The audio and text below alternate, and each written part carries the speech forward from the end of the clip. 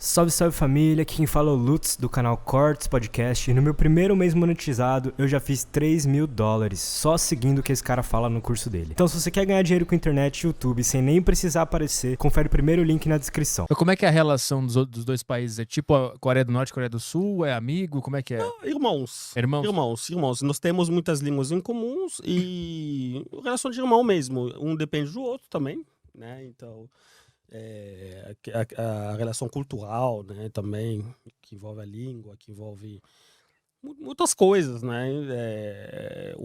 Por exemplo, a atual esposa do presidente da República do Congo, a sua esposa é não, da República do Congo, Brazzaville, né? A sua esposa é do Congo Kinshasa. Aham. Então, Mas por que dividiu? Só por causa da colonização? a verdade tem um rio que divide os dois países, né? Então, o rio foi natural. A divisão é natural, né? O rio Congo, né? Um dos maiores do continente africano, que divide os dois países. Mas a colonização tem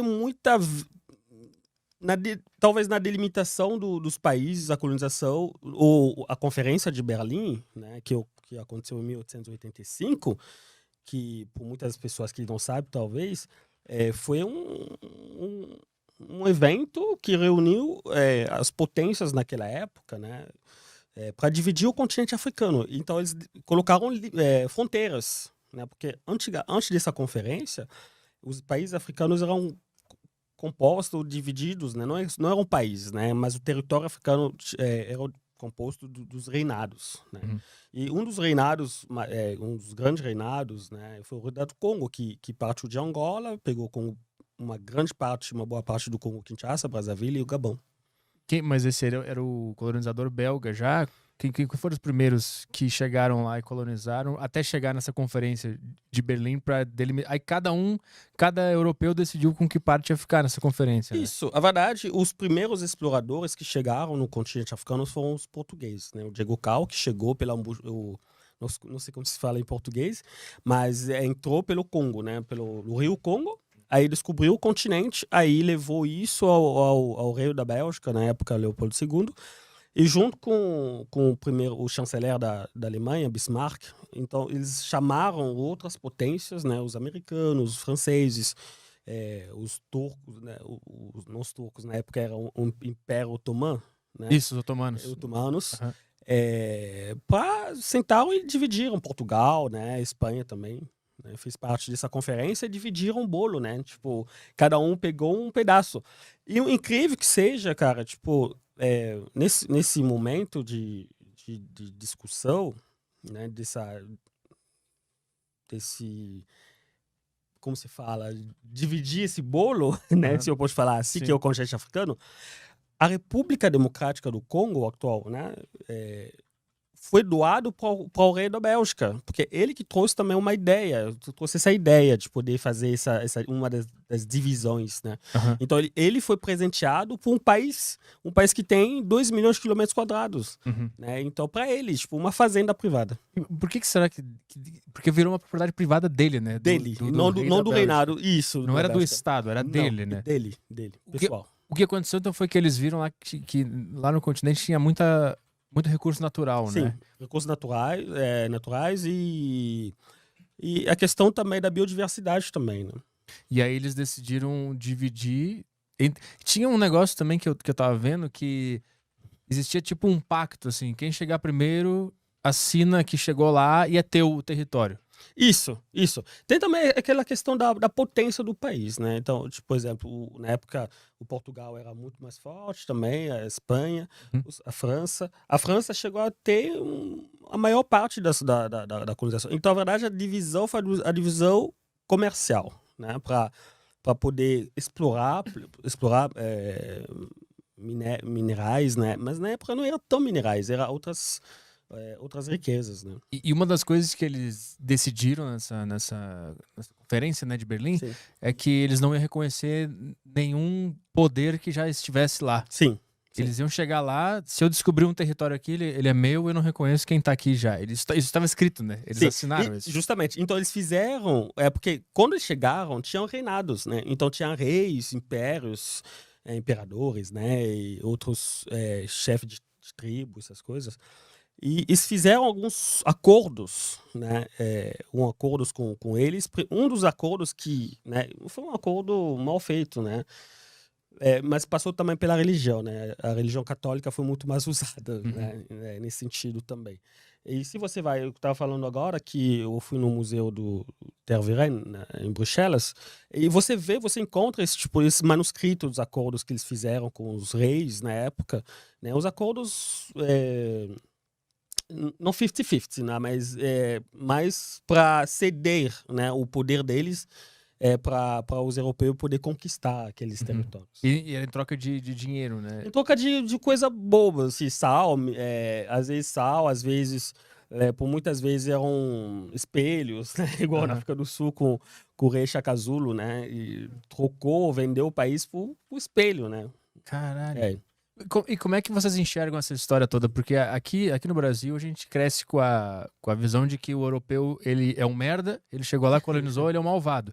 Como é que vocês enxergam? É assim também que vocês enxergam isso? Com certeza, porque a colonização trouxe muita coisa errada, né? Muito sofrimento, né? na população em si, né? Até hoje eu acho que seja no Brasil ou outros países que foram colonizados nessa forma, porque essa brutalidade que a colonização trouxe na população deixou marcas até hoje indelebidas, que a gente fala, né? Marca que não sai, né?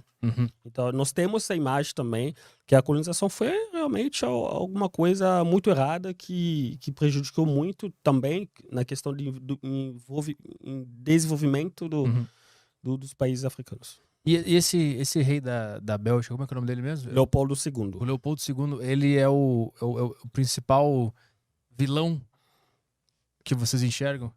Não, hoje em dia a gente não enxerga ele como o principal vilão, mas ele foi um dos maiores assassinos da humanidade, né? Então, a minha percepção, porque eu pesquisei muito sobre ele também, a minha percepção em relação a ele, só na época, porque ele, depois da Conferência de Berlim em 1885, ele ficou no poder, né, na fazenda dele, que era o Congo, até 1909. E nessa época, tem livros, tem documentos que falam disso, cerca de 10 milhões de congoleses, na época, foram assassinados. Foram brutalmente assassinados por vários motivos. A maioria dos motivos era porque você tinha metas. Você era para você... Porque na época, tinha a indústria da automobilística estava crescendo e precisava de matéria-prima, fazer borrachas. E então tem látex, né? Tem aquele, não sei como o nome do que se chama em português, mas o látex, aquela matéria que sai daquela árvore EVA. Então você tinha uma meta para você levar uma certa quantidade X para você levar nos belgas que trabalhavam para ele. Por exemplo, vamos supor, você tem que levar 5 baldes desse látex por dia. E se você não conseguia levar essa quantidade, simplesmente cortava a sua mão ou te matava.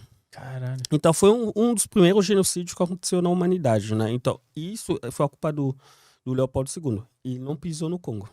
Ele nunca foi pra lá, Nunca né? foi pra lá. Ele só era dele, era uma fazenda gigante dele. Isso. E ele nunca foi lá. Nunca foi para lá. E a Bélgica se beneficiou bastante com essa política, porque a maneira dele, porque ele é um rei conquistador, ele queria conquistar o mundo, ele queria colocar a Bélgica num patamar, né, igual Portugal, a Espanha, né, aquelas potências na época. Ele tentou nas Filipinas, não conseguiu, mas ele conseguiu no Congo. Cara, infelizmente. Ele nunca foi pra lá, e aí todo o dinheiro que ele ganhava, ele usava para investir na Bélgica, né? Isso, investir nos monumentos, investir nos palácios, nas construções das vias. Então ele beneficiou muito a Bélgica, principalmente a cidade de Bruxelas. Isso é interessante falar isso, porque eu tava pesquisando sobre essa história toda, e eu vi que esse cara, ele matou mais que Hitler e grandes genocidas. Justamente. Eu estive em Paris com um dos grandes amigos meus. A gente estava passeando no Arco do Triomphe. Aí um dos grandes amigos meus, também que é francês, né? Na verdade, eu conheci ele aqui, né, em São Paulo. E a gente estava passeando, ele me falou uma coisa. Ele falou, Prosper, você sabe que esse Arco do Triomphe Foi o Napoleão, que foi um dos maiores canalha, matou muitos brancos, né? Então ele me falou uma coisa, ele é branco, ele é um homem branco. Ele me falou uma coisa, ele falou, olha, o incrível é que todos os homens brancos que mataram brancos são vilões, mas aqueles que não mataram os brancos, ninguém fala, né? Igual do Leopoldo II, aquele merda, desculpa falar. Não, pode falar, aqui é livre, aqui é livre. Aqui não é ditadura, não. Aqui dá pra falar. Aí ele me falou isso no carro dele, eu falei, sim, ainda bem que você tem essa percepção, porque eu tenho também essa mesma percepção, né? Então,